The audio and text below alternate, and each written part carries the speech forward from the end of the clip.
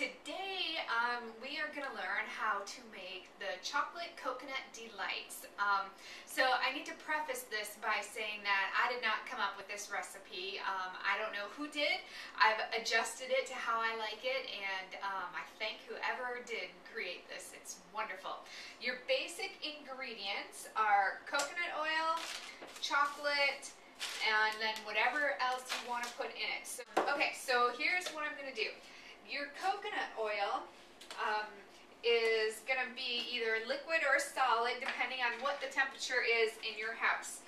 Today, can you zoom in on there, David? Today my coconut oil in this jar is very liquidy. So I get to just pour it in, which is kind of nice because then I don't have to take a lot of time melting it. And I don't measure. I just put in as much as I think I'm going to use. And I think I'm going to actually mix it with some of the good coconut oil also. See, now this one is more of a solid form. And so I'm going to have to take my spoon and dig some out and put it in there. So I'm making a pretty big batch of this because I know that I will eat it and Paul and the kids will eat it, and it'll last forever. So might as well make some while I can. So that's good for coconut oil. No measurements. What I've read before is about the equal amounts of coconut oil as you want for chocolate too. I think today I'll go ahead and do part carob and part chocolate. That sounds good to me. So, I don't know, David, if you can get into the pot over here. You might need to walk around a little bit. But I'm going to sprinkle some of the baking cocoa in. There's baking cocoa and some carob.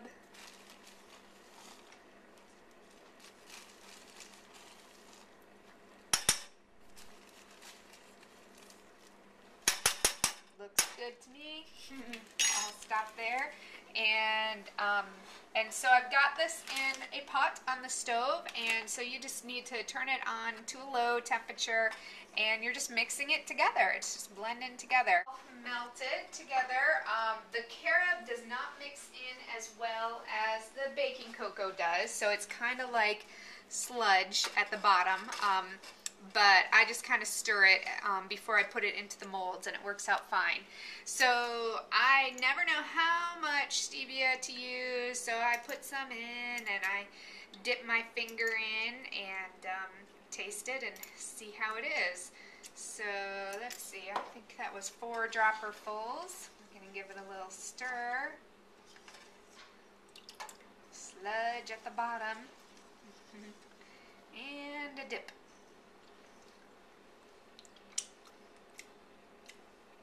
It's close, but I'll give it another couple droppers. 1,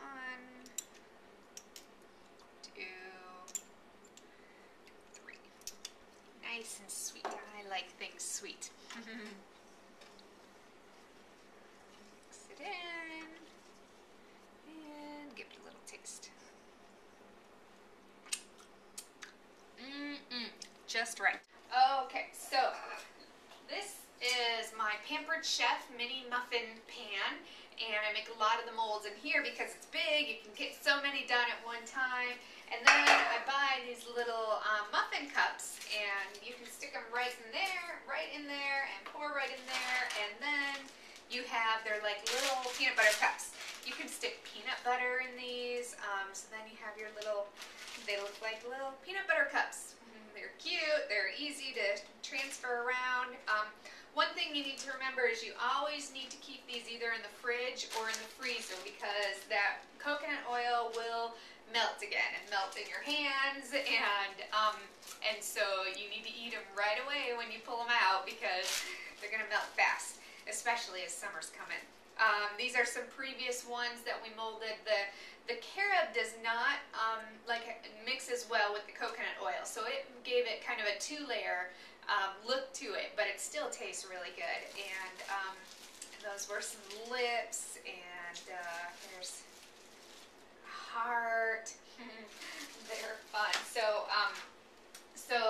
I just recently bought some molds online, and this actually was Hosanna's mold. She had this one first, so that's lips and hearts. These are fun to use too. Here's Hanukkah ones. We have Star of David and menorahs and stuff like that.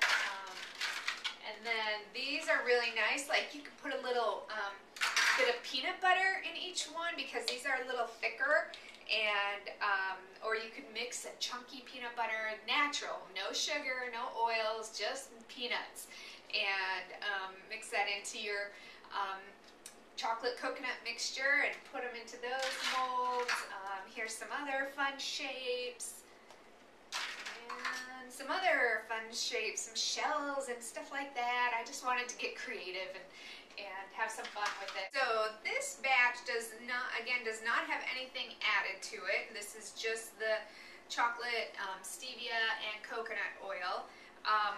And I'm going to pour some of this into my molds, and I'm going to stir it as I'm doing it because, again, the carob doesn't mix as well. So it's like sludge at the bottom, and so I kind of stir it as I go along. And pour some into all my molds without trying really hard not to make a big mess, but not always doing that. And we're going to take a little break, and I'll show you what they look like when they're all filled. I have a couple of trays filled, and what you do is they're in this temperature today. They're probably not going to harden right here on the in the kitchen, so I'm going to stick them in the freezer for a couple minutes. Doesn't take long for them to freeze. I only have room for one at a time, so I'll just do one at a time. You could put them in the fridge too, but my fridge is stuffed full, ready for me to start phase 3, and I've got all kinds of food just cut up, cooked, ready to go.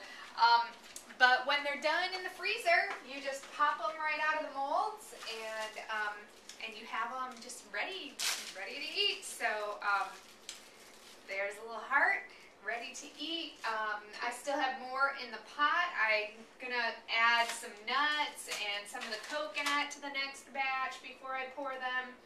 You don't have to go out and buy the molds, although they're pretty inexpensive.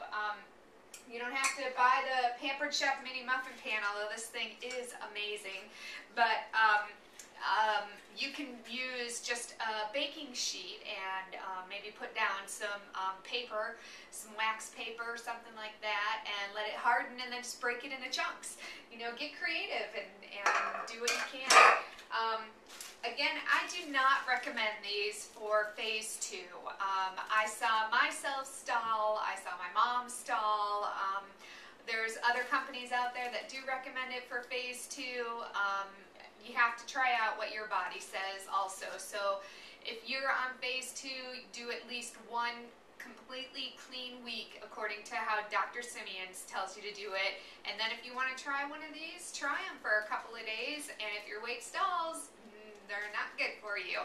But you know, if you're gonna cheat, you're craving something chocolate, maybe it's that time of the month, go ahead and have one. It's not gonna kill you, and it's not gonna set you back like if you had a chocolate bar or something like that, a candy bar. So, but they are safe for phase 3. It's a great way to get your coconut oil in your body because coconut oil is very good for us. And enjoy. Send me the creations that you tried. I want to hear what you've tried and how you like it, and get creative and enjoy. Bye-bye.